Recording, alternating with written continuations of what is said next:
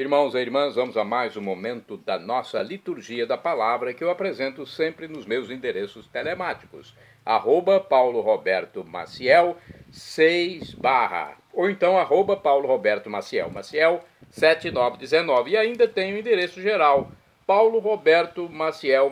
Você pode ir ao Facebook, blog, Instagram e YouTube.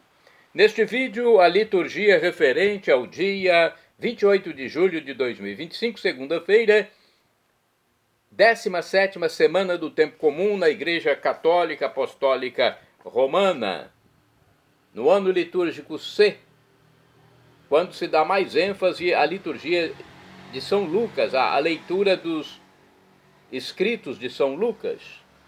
A cor dos paramentos litúrgicos é verde, conforme eu estou simbolizando aqui com esse lenço.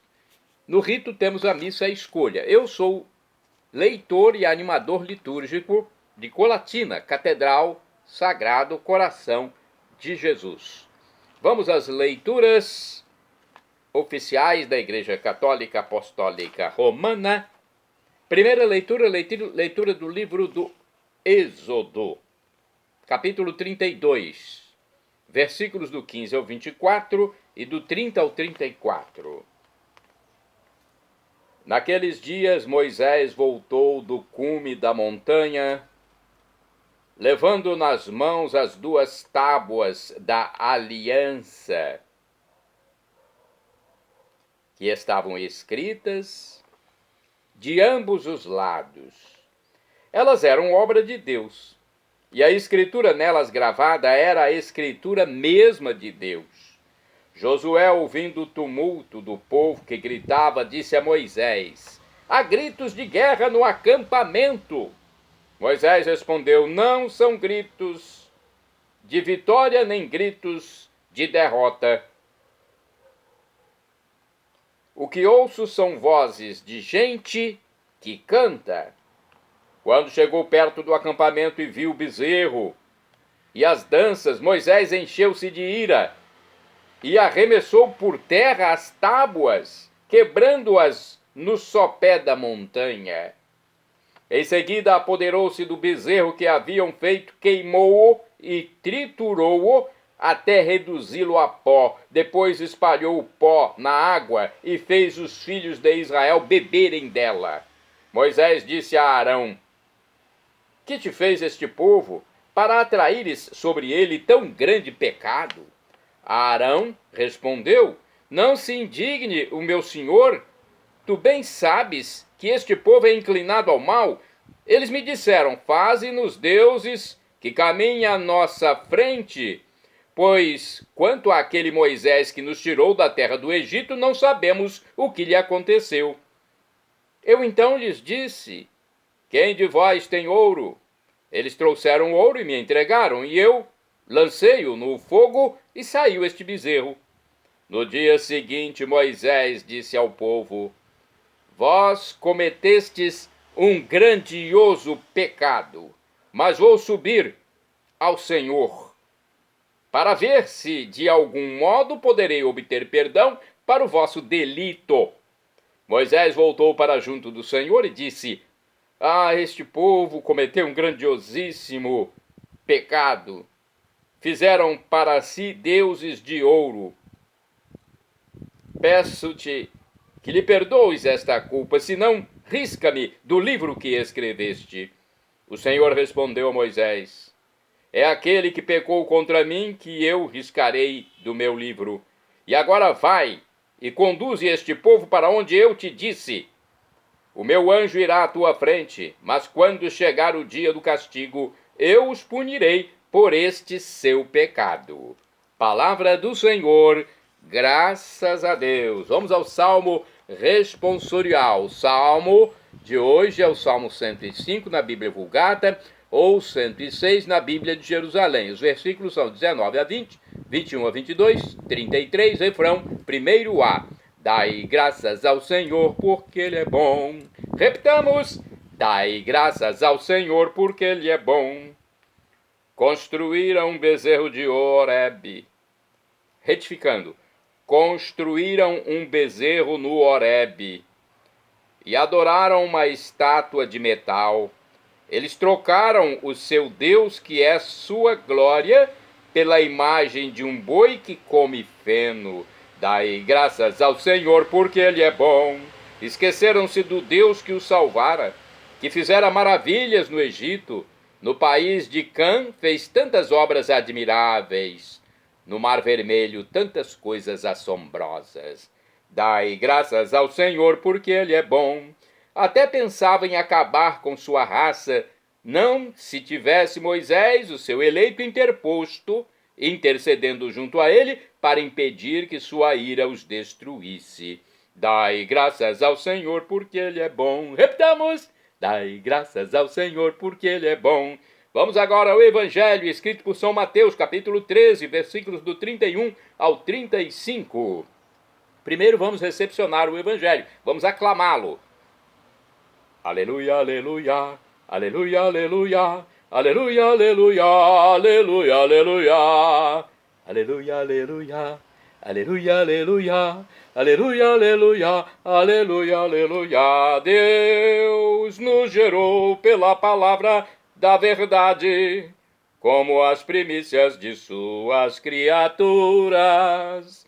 Deus nos gerou pela palavra da verdade, como as primícias de suas criaturas. Aleluia, aleluia, aleluia, aleluia, aleluia, aleluia, aleluia, aleluia, aleluia, aleluia, aleluia, aleluia, aleluia, aleluia, aleluia, aleluia. O Senhor esteja convosco, Ele está no meio de nós. Proclamação do Evangelho de Jesus Cristo, segundo São Mateus. Glória a vós, Senhor. Pelo sinal da Santa Cruz, livra-nos Deus, nosso Senhor, dos nossos inimigos. Naquele tempo, Jesus contou-lhes outra parábola. O reino dos céus é como uma semente de mostarda que um homem pega e semeia no seu campo. Embora ela seja a menor de todas as sementes, quando cresce, fica maior do que as outras plantas e torna-se uma árvore, de modo que os pássaros vêm e fazem ninhos em seus ramos. Jesus contou-lhes ainda uma outra parábola. O reino dos céus é como o fermento que uma mulher pega e mistura com 3 porções de farinha, até que tudo fique fermentado. Tudo isso Jesus falava em parábolas às multidões. Nada lhes falava sem usar parábolas, para se cumprir o que foi dito pelo profeta. Abrirei a boca para falar em parábolas, vou proclamar coisas escondidas desde a criação do mundo. Palavra da salvação, glória a vós, Senhor. Olha, vamos à reflexão do livro Liturgia Diária. Insensível às maravilhas operadas por Deus, conforme a primeira leitura, o povo se afasta servindo a ídolos vazios, um bezerro de ouro, gente. Que insensatez, que falta de lucidez. Isso até hoje permeia a cabeça de muitas pessoas. Falta de lucidez, falta de sensatez, de equilíbrio, de sobriedade. O Senhor, porém, retoma pacientemente sua obra de salvação, suscitando a força de vida de seu reino em meio às tramas da história. O Senhor é sempre misericordioso, não é? Pois é. Eu até lembro aqui uma passagem da carta de São Paulo a Filemon, ou aos Filipenses, melhor dizendo, capítulo 2, versículos do 10º e o seguinte: ao nome de Jesus, todo joelho se dobre no céu, na terra e nos abismos, e toda língua proclame para a glória de Deus Pai que Jesus Cristo é o Senhor. Então, não podemos esquecer isso. Nunca podemos deixar nos levar pelo maligno que nos afasta de Deus. E nunca podemos deixar de rezar, de orar. Por isso o terço é importante, já que ele tem mistérios todos os dias. Se nós rezarmos os mistérios do terço todos os dias, nós estaremos nos lembrando de Deus, porque fora isso, a pessoa vai esquecer a oração. Lembre-se da importância do terço. Mais uma importância, além de meditar os mistérios de Deus, o terço nos recorda que temos que rezar diariamente. para morrermos um dia em Cristo Jesus.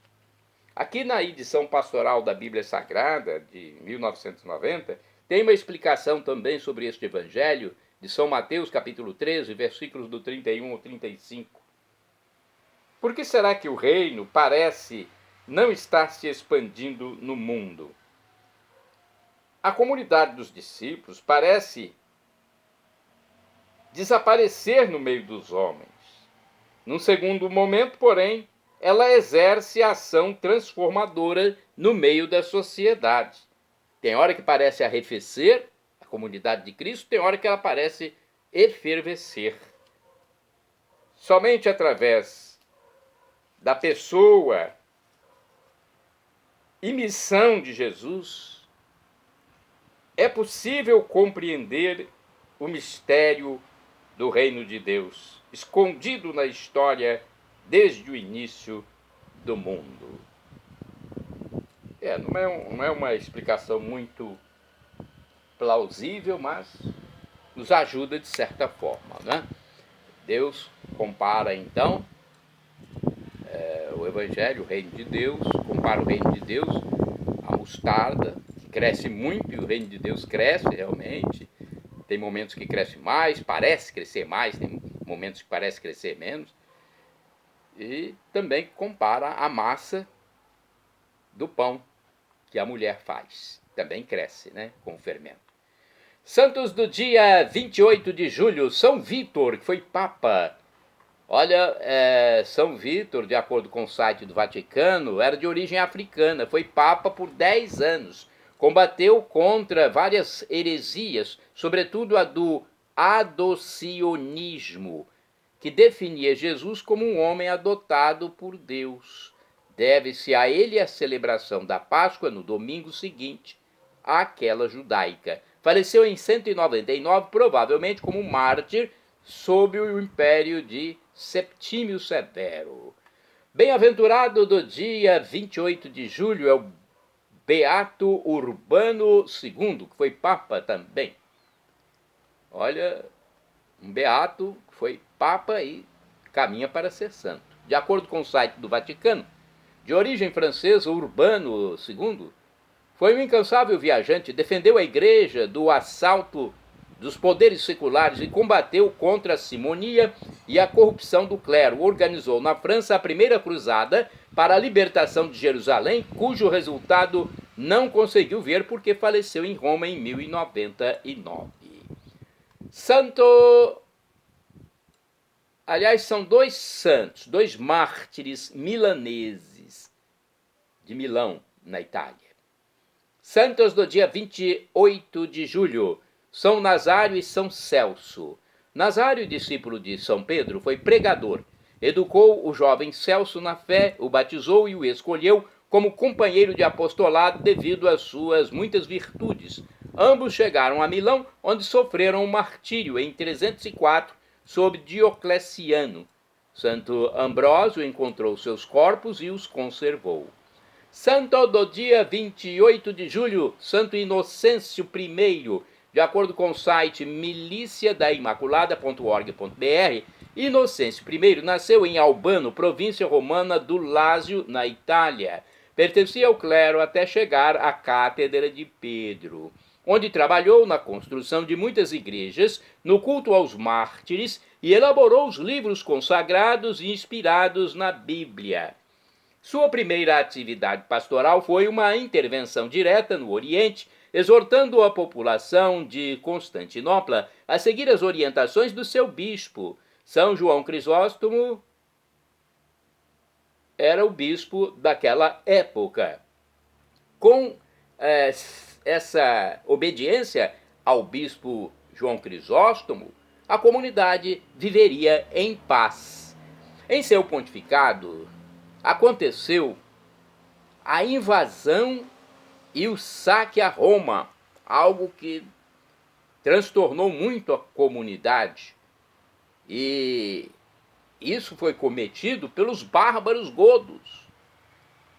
Invasão e saque a Roma. O Papa tentou mediar a negociação entre o imperador Honório e o invasor bárbaro Alarico, mas não obteve sucesso e o saque teve início. Foram 3 horríveis dias de roubo, devastação e destruição.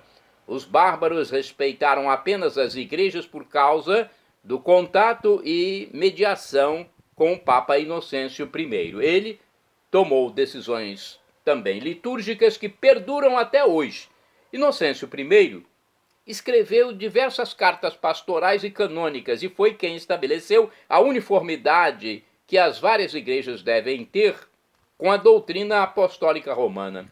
Sua influência política obteve do imperador Honório a proibição das lutas de gladiadores. Suas intervenções doutrinais se referem à liturgia sacramental, à reconciliação, que é a confissão, à unção dos enfermos, ao batismo e à indissolubilidade do matrimônio, do casamento, claramente defendido também nos casos de adultério. Durante o pontificado, difundiu-se a heresia de Pelágio, condenada em 416 pelos concílios regionais de Milev e de Cartago por iniciativa de Santo Agostinho, com a aprovação do Papa Inocêncio I. O Papa Inocêncio morreu no dia 28 de julho de 417 em Roma e foi sepultado no cemitério de Ponciano, na Via Portuense.